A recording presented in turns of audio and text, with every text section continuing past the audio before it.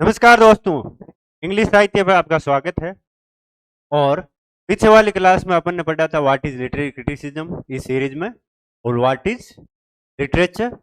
आज हम पढ़ेंगे व्हाट इज लिटरेरी थ्योरी। तो आज हम लिटरेरी थ्योरी के बारे में डिटेल में देखेंगे और इसके साथ साथ ये भी देखेंगे कि लिटरेरी थ्योरी पढ़ना क्यों जरूरी है, why should we study literary theory. तो पहले थोड़ा सा मैं थ्योरी का बैकग्राउंड देता हूँ, क्या है थ्योरी, किसको कहते हैं थ्योरी। थोड़ा सा आपको मैं इजी लैंग्वेज में समझाने की कोशिश कर। तो थ्योरी को आप ऐसे समझ सकते हो कि थ्योरी को आप बोल दीजिए एक तरह से लेंस, कि आप अलग अलग लेंस लगा के देखोगे या अलग कलर का लेंस लगा के देखोगे कोई भी चीज, तो आपको वो चीज अलग नजर आएगी या अलग कलर में देखेगी। जैसे आपने अगर ब्लैक चश्मा पहन रखा है जिसका कलर ब्लैक है, तो जो चीजें दिखेगी वो थोड़ी सी डार्क दिखेगी। वही आपने अगर ग्रीन पहन रखा है तो चीजें ग्रीन दिखेगी, ठीक है। और वही आपका जो एकदम ट्रांसपेरेंट है, मतलब जो नॉर्मल अपने चश्मा पहनते हैं, वो देखोगे, उससे देखोगे तो कुछ अलग दिखेगा आपको। तो वैसे ही थ्योरीज है, अलग अलग थ्योरीज से आप किसी चीज को या किसी टेक्स्ट को या किसी ऑथर के वर्क्स को या किसी एरा या पीरियड के वर्क्स को देखोगे तो आपको अलग अलग पर्सपेक्टिव से देखने को मिलेगा, आपको कुछ अलग मिलेगा उसमें। जैसे फॉर एग्जाम्पल वो एक बुक ले लीजिए, आप कोई सी भी बुक ले लीजिए। जैसे आपने ले लिया शेक्सपियर की मैकबेथ, शेक्सपियर का मैकबेथ ले लिया। अब मैकबेथ को आप बहुत सारे पर्सपेक्टिव से पढ़ सकते हो।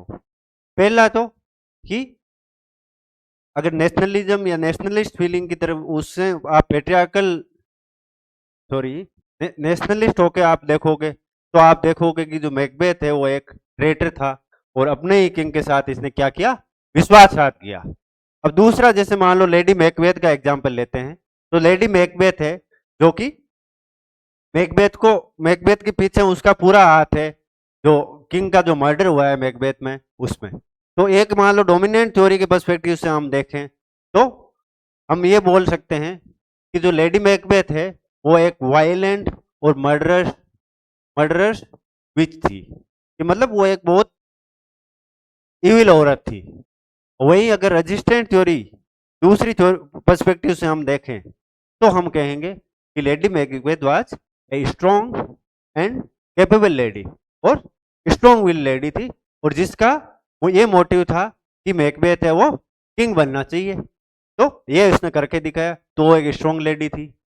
वहीं जो मान लो ट्रेडिशनली पर्सपेक्टिव से या फिर एक थोड़ा सा कंजर्वेटिव पर्सपेक्टिव से हम देखें तो हम कह सकते हैं कि जो लेडी मैकबेथ है उसी के कारण मैकबेथ ने किंग का मर्डर किया था और गलत रास्ते पे ये चला था। तो इसमें जो मेन जो रोल है वो किसका है, लेडी मैकबेथ का है, क्योंकि उसने उसको ये करने के लिए उकसाया था या मोटिवेट किया था। तो ये तीन पर्सपेक्टिव आपको मिल गए, अलग अलग थ्योरीज से अलग अलग पर्सपेक्टिव मिले। और जो थ्योरीज है उसका काम क्या होता है कि आपको कोई भी राइटर या रीडर को कोई भी टेक्स्ट है या फिर कोई भी बॉडी ऑफ टेक्स्ट है या किसी ऑथर के टेक्स्ट है, उनके बारे में नया पर्सपेक्टिव देना, आपको एक नए तरीके से सोचने के लिए आपको फूड फॉर थॉट देना या एक नए आइडियाज देना, यह काम होता है आपका लिटरेरी थ्योरीज का। ठीक है, तो लिटरेरी थ्योरी के बारे में थोड़ा और डिटेल में हम देखते हैं। तो ये क्या है, जैसे मैंने बताया कि ये आइडियाज है, पर्सपेक्टिव है, या फिर आप मेथड बोल दीजिए या फिर आप इसको टूल बोल दीजिए। तो जैसे इंजीनियर के पास क्या होता है कि अलग अलग टूल होती है और उसको पता है कि कौन सी टूल कहाँ पे यूज करना है, और अगर उसको नहीं पता हो तो वो ढंग से काम नहीं कर पाएगा।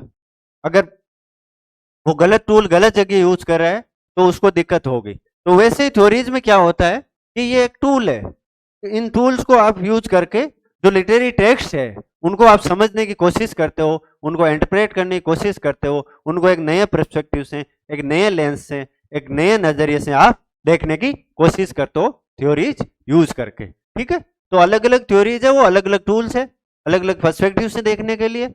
अब और ये जो थ्योरीज है वो मेथड बोल दीजिए, आइडियाज बोल दीजिए या टूल बोल दीजिए, कुछ भी बोल दीजिए। अब क्या है ये होती है body of logically derived ideas. ये जो आइडियाज होता है वो लॉजिकली डेराइव्ड होते हैं, ऐसे नहीं होता कि आप कुछ भी बोल दोगे कि मतलब ये ऐसे इस पर्सपेक्टिव से हम देखते हैं, नहीं। जैसे फॉर एग्जांपल एक थ्योरी का मैं एग्जांपल देता हूँ। जैसे एक थ्योरी है कि जो इंसान है वो किससे बना है, बंदर से बना है। तो उसमें भी उसने, जो राइटर है, उसने कुछ लॉजिकली बताया है कि इंसान कैसे इवॉल्व हुआ है, कैसे ये हम बोल सकते हैं कि ये इंसान बंदर से बना है। तो एक ये थ्योरी होगी। अब इसको आप एकदम से रिफ्यूट भी नहीं कर सकते, आप मना नहीं कर सकते कि ऐसा नहीं हुआ है, क्योंकि इसके खिलाफ आपके पास कोई एविडेंस नहीं, ठीक है। और एट द सेम टाइम हम पूरी तरीके से इसको ऐसे मान भी नहीं सकते कि यही हुआ है, क्योंकि और भी बहुत सारी इवोल्यूशन की थ्योरीज है, बहुत सारे आइडियाज है, पर्सपेक्टिव्स है, ठीक है। तो ये आपके अलग अलग थ्योरीज है। तो थ्योरीज को आप ना तो बिल्कुल आप ऐसे बोल सकते कि ये गलत है, और ना ही पूरा 100% आप ये श्योर हो सकते कि ये थ्योरी सही है, क्योंकि आप दूसरी थ्योरी के पर्सपेक्टिव से देखोगे तो हो सकता है वो थ्योरी आपको गलत लगे, लेकिन उस थ्योरी के पर्सपेक्टिव से, उसके जो आइडियाज है, उसके जो लॉजिक है, उसके हिसाब से आप देखोगे तो आपको वो सही लगेगी, ठीक है। तो थ्योरीज क्या है कि इजीली रिफ्यूटेबल आइडियाज नहीं होते, जल्दी से आप इन आइडियाज को रिफ्यूट या मना नहीं कर सकते। और ये जो आइडियाज होते हैं वो एक सिस्टमेटिक ऑर्डर में डेवलप किए जाते हैं कि ये ऐसे हुआ, ये ऐसे हुआ, इसलिए ये ऐसे होता है। जैसे फॉर एग्जांपल कार्ल मार्क्स की जो थ्योरी है, तो कार्ल मार्क्स का कहना है कि जो मीन्स ऑफ प्रोडक्शन है वो जिसके पास है वो डोमिनेंट रहेगा। इकोनॉमी है, इसलिए क्या है कि इकोनॉमी है वो बेस है, और इकोनॉमी बेस है, जिसके पास पैसा है वो कुछ भी करवा सकता है। तो बाकी जैसे मान लीजिए लिटरेचर हो गया, रिलीजन हो गया, और जो भी है, एजुकेशन, सब कुछ, वो क्या है, एक सुपर स्ट्रक्चर है। मेन जो उसका बेस ढांचा, जो बेस है, वो किस पे टिका हुआ है, आपका इकोनॉमी पे टिका हुआ है। तो वैसे जैसे सिगमंड फ्रॉइड की आप थ्योरी देखोगे तो उसका कहना है कि अनकॉन्शियस है वही सब कुछ है, बाकी सारी चीजें तो अनकॉन्शियस से ही आती है, ठीक है। तो ये कुछ थ्योरीज है जिसका मैंने एग्जाम्पल देकर आपको समझाने की कोशिश की, और ये लॉजिकली ड्राइव्ड आइडियाज होते हैं, मेथड्स बोल सकते हो इनको, टूल्स बोल सकते हो, ठीक है। और इन आइडियाज को आप इजीली गलत या सही नहीं ठहरा सकते हो। सही ठहराने के लिए आपको दूसरी थ्योरी यूज करना पड़ेगा, लेकिन अगर जो थ्योरी है उसका आप लॉजिक यूज कर रहे हो तो वो सही नजर आएगी आपको, ठीक है। तो ये तो हुआ बेसिकली मतलब लिटरेरी थ्योरी क्या है। अब थ्योरी का मैंने बेसिक बताया, अब लिटरेरी थ्योरी क्या है। वो थ्योरीज है जिनका यूज हम लिटरेचर के जो टेक्स्ट है, जैसे मान लीजिए आपका नॉवल हो गया, ड्रामा हो गई, पोइम हो गई, या एपिक हो गया, या फिर और कोई भी लिटरेरी टेक्स्ट है, उसको एनालाइज करने के लिए आप जो टूल्स या मेथड्स या आइडियाज या पर्सपेक्टिव यूज करते हो, उसको हम क्या बोलेंगे, लिटरेरी थ्योरी बोलेंगे, ठीक है। तो इतना आपको समझ में आया, आ गया हो गया आई होप। अब आगे चलते हैं, आगे हम देखते हैं कि और लिटरेरी थ्योरीज को थोड़ा समझने के लिए अपन कुछ क्वेश्चन पूछ सकते हैं। जैसे फॉर एग्जांपल कि what is poet, what is poetry, ठीक है, what is a poem, what is the function of A poem, what is function of literature, ठीक है। तो ये सारी चीजें क्या है, ये कुछ ऐसे क्वेश्चन है जिनका आप एकदम श्योर होकर आंसर नहीं दे सकते। इसमें अलग अलग आइडियाज हैं, अलग अलग पर्सपेक्टिव्स हैं, अलग अलग जो थ्योरिस्ट है उन्होंने अलग अलग आइडियाज दिए हैं। तो कि सोर्स क्या है पोइट्री का, जैसे प्लेटो ने बोला कि पोइट्री का जो सोर्स है वो क्या है, इंस्पिरेशन है या फिर मैडनेस है। वैसे ही वर्ड्सवर्थ ने बोला कि पोइट्री का सोर्स है वो आपका एक्सपीरियंस है, आपके इमोशंस है, आपके फीलिंग्स है, ठीक है। तो अलग अलग राइटर्स ने अलग अलग सोर्सेज बताए और उनकी अलग अलग थ्योरीज है।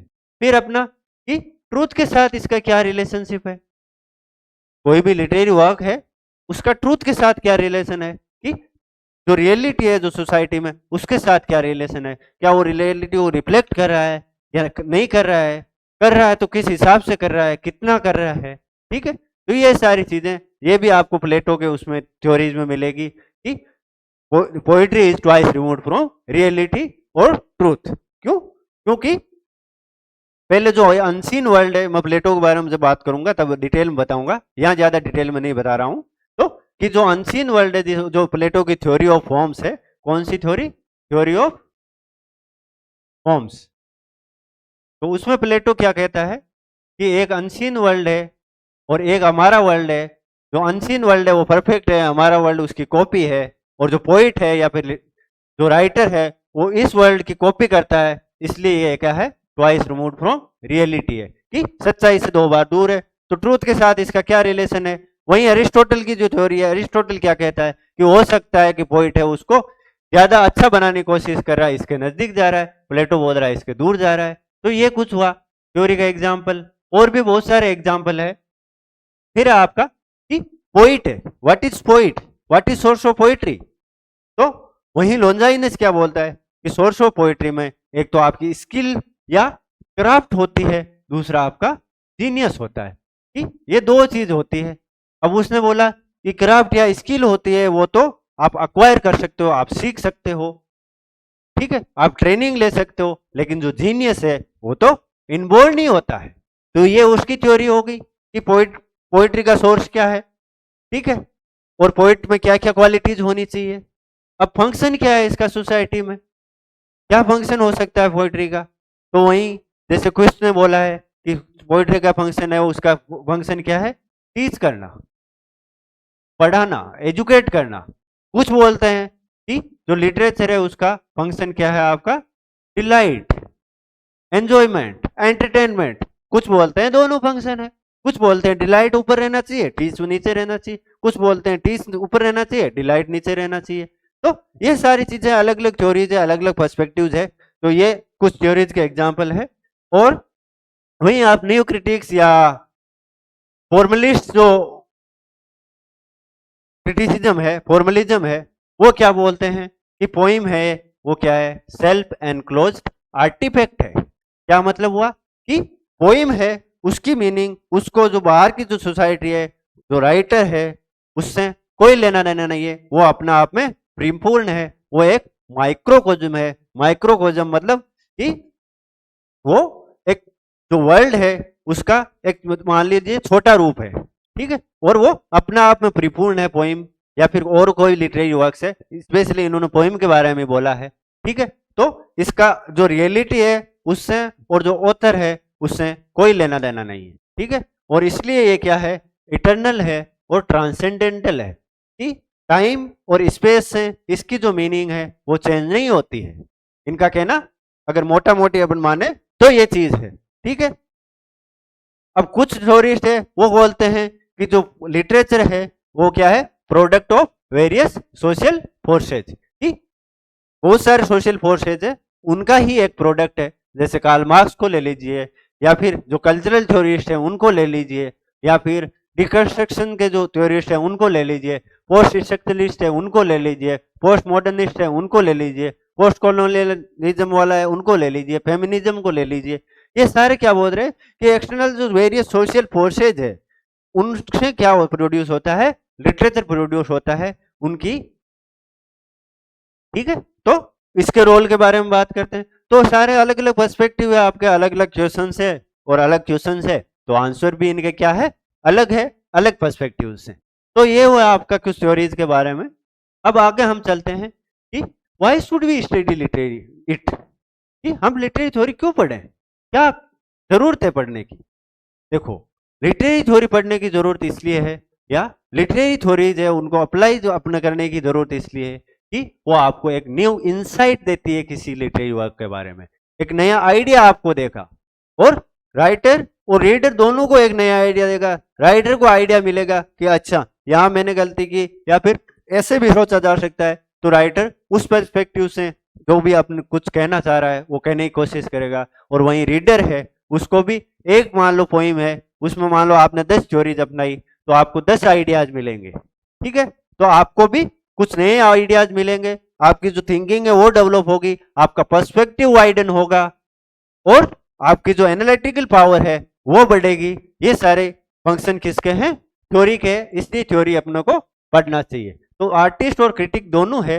उसको एक तो नेचर क्या है किसका, लिटरेचर का, या पोएट्री बोल दीजिए, या किसी चीज का